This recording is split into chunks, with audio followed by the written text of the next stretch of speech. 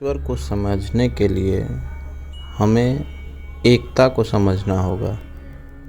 अनेकता में से एकता को समझना होगा कि आखिर ये एकता है क्या।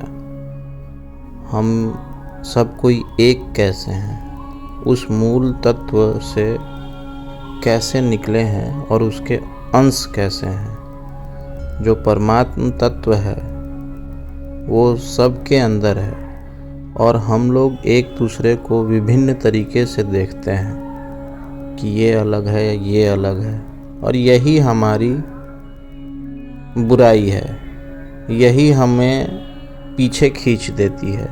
ईश्वर प्राप्ति के मार्ग में ये हमें पीछे कर देती है।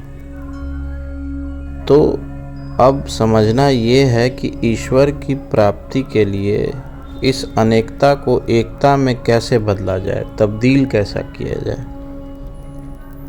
तो इसी संदर्भ में सुंदरकांड की 2 पंक्तियां हैं जो हनुमान जी के अवस्था से हम लोग को समझने की ज़रूरत है कि आखिर हनुमान जी उस अवस्था से हमें क्या बताना चाहते हैं इस अनेकता को एकता में तब्दील करने के लिए। जब सीता जी को वो देखते हैं कि वो रो रही हैं विलाप में रामचंद्र जी से बिछुड़ के, और रावण उन पे अत्याचार कर रहा है, तो उस विलाप में उन्हें सूझता है, तो वो जो सूझता है वो करते हैं। उसी की पंक्ति है, तब देखी मुद्रिका मनोहर, राम नाम अंकित अति सुंदर, चकित चितव मुद्री पहचानी, हरस विषाद हृदय अकुलानी। जीती को सकई अजय रघुराई, माया ते असि रची नहीं जाई, सीता मन विचार कर नाना, मधुर वचन बोले हनुमान। रामचंद्र गुण बरने लागे, सुनते ही सीता कर दुख भागा, लागी सुने श्रवण मन लाई, आदहि ते सब कथा सुनाई। अब देखिए ये अवस्था क्या है। मुद्रिका, रामचंद्र जी की मुद्रिका सीता जी को कब दिखलाए? जब वो व्याकुल हो गई, वो विरह हो चुकी थी, रामचंद्र के बिना वह विरह की स्थिति में थी और वो शोक में थी। तो यहाँ ये समाज में भी अच्छे लोग हैं जो ईश्वर को जप रहे हैं, ईश्वर की भक्ति कर रहे हैं, लेकिन उन्हें किसी न किसी रूप का विषाद हो गया है, वे डिप्रेस्ड हो गए हैं, वे शोक में हैं। तो उनके लिए हनुमान जी आते हैं जो सही से ईश्वर के मार्ग में लगा हुआ है और वो शोकाकुल है, वो विषाद में है, वे उस तत्व को समझ नहीं पा रहा है। जैसे कि सीता जी जगत जननी होते हुए, रामचंद्र की अर्धांगिनी होते हुए वो ये बात नहीं समझ पा रही हैं कि ईश्वर तो मेरे पास है, वे विरह हो गई हैं।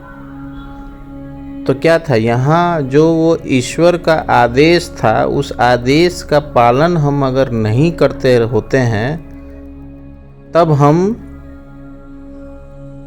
क्या होते हैं, तब हम दुखी होते हैं। दिव्य पंजाबी शब्द है हुक्म, हम उसके हुक्म में नहीं रहते हैं, उसके दिव्य आदेश में नहीं रहते हैं, तभी हम दुखी होते हैं। अगर वो चाहता है कि हम रोएं तो हमें रोना पड़ेगा, अगर वो चाहता है कि हम दुख सहें तो हमें सहना पड़ेगा। ये उसका हुक्म है, क्योंकि वो सृष्टि चलाता है और सृष्टि चलाने वाले के लिए सब कोई समान है। एक एक जीव जंतु, एक एक मनुष्य जो भी इस ईश्वर की सृष्टि में दिख रहे हैं, वे सब कोई ईश्वर के लिए समान है।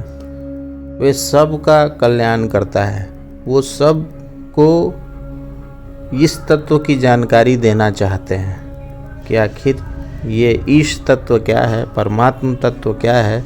इसको समझाने के लिए माया की परिकल्पना से सबको सदृश्य दिखाया गया है कि माया में ही हम जकड़े हुए हैं। माया कैसे हमारा ये कर रही है, आगे हमें बढ़ा रही है, हमारे सोल को कैसे ईश्वर के उन्मुख कर रही है। इस चीज़ को समझाने के लिए ये ईश्वर का हुक्म जो है वो सब आदमी को मिला हुआ है, सब जीव जंतु को मिला हुआ है।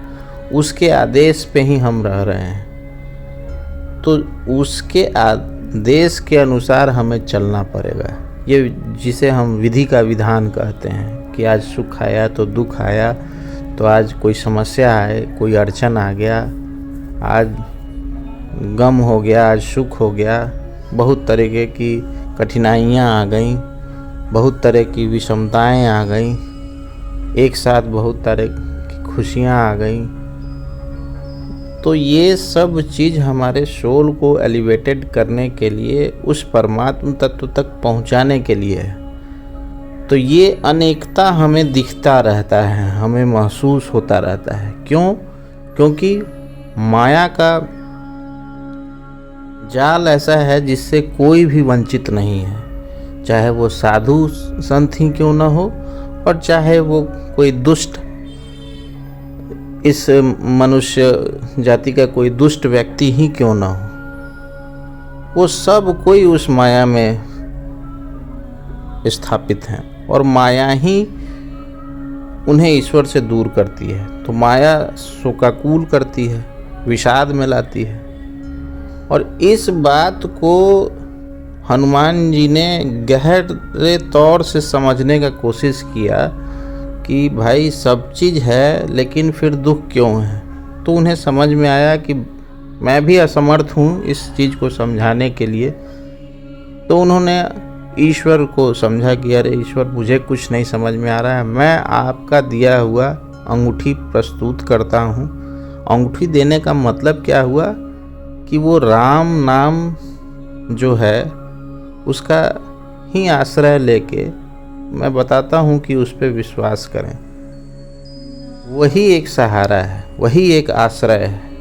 वो नाम दे के सीता जी को बताना चाह रहे हैं कि इसका आश्रय लीजिए, विषाद में मत रहिए, जो हो रहा है होने दीजिए, उस दिव्य आदेश का पालन कीजिए और आगे बढ़िए। तो ये एक इंस्टेंस था हनुमान जी का। दूसरा इंस्टेंस है जब रामचंद्र जी हनुमान जी से पूछते हैं कि सीता जी कैसे रहती हैं। उस समय हनुमान जी क्या बताते हैं रामचंद्र जी को? नाम पहरू दिवस निषिद्ध ध्यान तुम्हार कपाट, लोचन निजपद जंत्रित जहि प्राण के ही बाट। नाम पहरू दिवस निषिध्यान तुम्हार कपाट, लोचन निजपत जंत्रित जहीं प्राण कहीं बाट। हनुमान जी ने कहा आपका नाम रात दिन पहरा देने वाला है, आपका ध्यान ही किवाड़ है, नेत्रों को अपने चरणों में लगाए रहती हैं, यही ताला लगा हुआ है, फिर प्राण जाए तो किस मार्ग से जाए।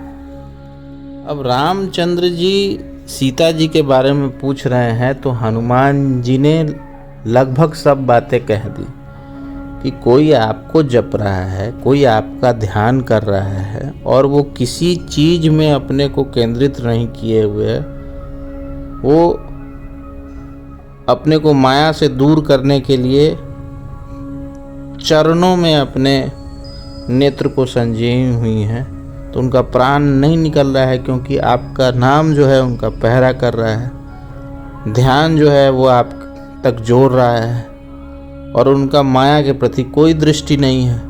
तो फिर उनके साथ बुरा कैसे हो सकता है? ये दोनों तरीके से बता रहे हैं कि वो नेत्र लगा के रो भी नहीं हैं, आप ही का ध्यान कर रही हैं। और दूसरी तरफ ये भी बता रहे हैं कि जब आपका नाम वहाँ मौजूद है प्रभु, तो वहाँ हो क्या सकता है। मतलब दोनों चीज़ें हनुमान जी बता रहे हैं रामचंद्र जी को। तो जो भक्त होता है, तो भक्त की अवस्था होती है और एक साधारण मनुष्य होता है जो भक्ति करने की कोशिश करता है।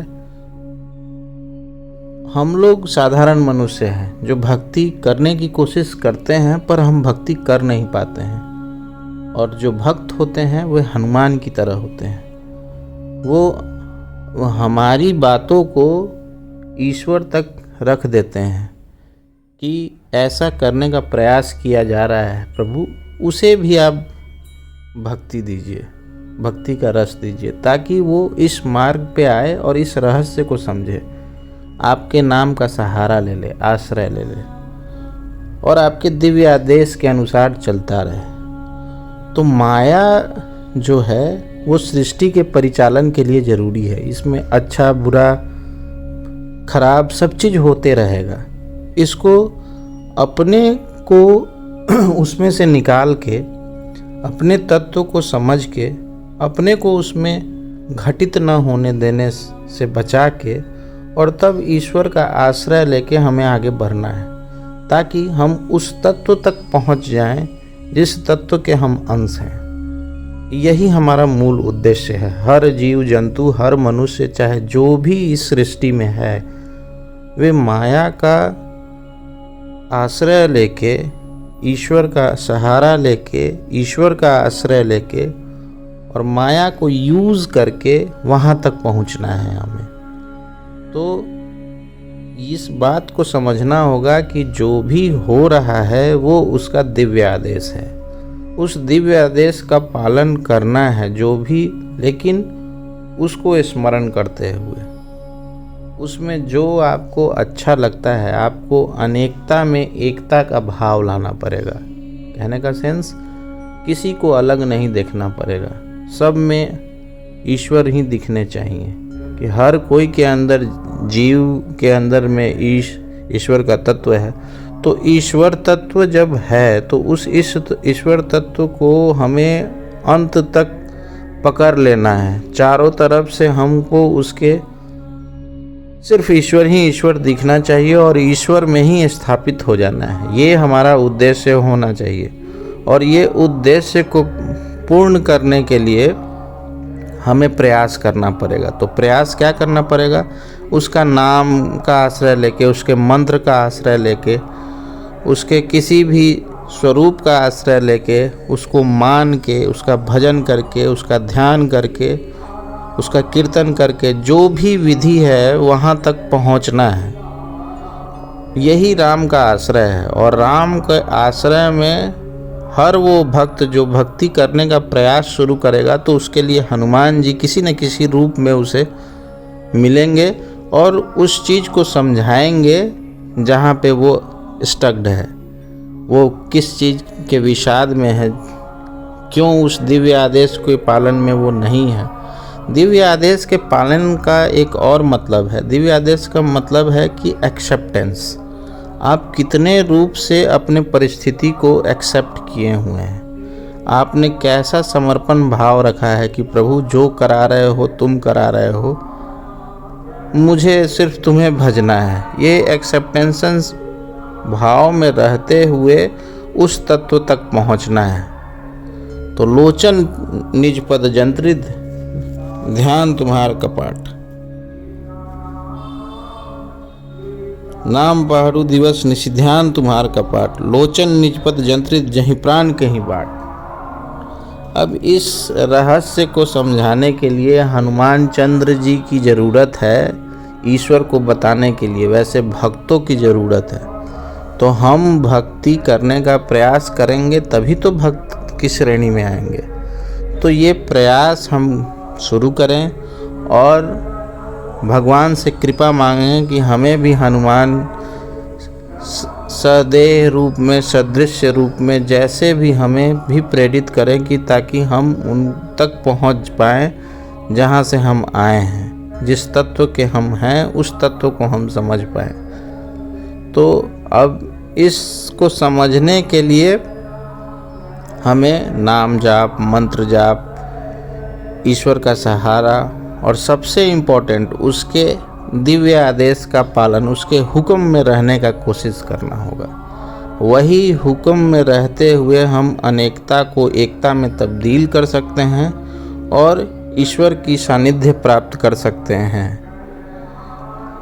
हमारे अंदर इतना ये नहीं है, हमारे अंदर इतना ताकत नहीं है कि हम उसे प्राप्त कर लें। उसकी कृपा ही हमें वहाँ तक पहुँचा पाएगी। तो उसकी कृपा कैसे मिलेगी? उसकी कृपा के लिए हमें भक्ति योग की तरफ बढ़ना है। तो हमें एक स्टेप आगे बढ़ाना है और जपना है, और धीरे धीरे वो हमारे अंदर की मलिनता जैसे जैसे साफ होते जाएगी, वैसे वैसे हमारे जीवन में हनुमान जी आते रहेंगे और हमें गाइड करते रहेंगे और हमें समझाएंगे। और वो हनुमान जी हमारी बातें ईश्वर को भी बताएंगे जो हम कर रहे हैं। तब हम और उस तत्व को समझने के लिए प्रेरित हो जाएंगे। तो यही रहस्य को आज की वीडियो में समझाना था। तो आज के लिए बस इतना ही। ओम हनुमन्ते वायुपुत्राय पंचमुख हनुमते नमः। ओम हनुमन्ते वायुपुत्राय पंचमुख हनुमते नमः। ओम नमः शिवाय। जय श्री राम।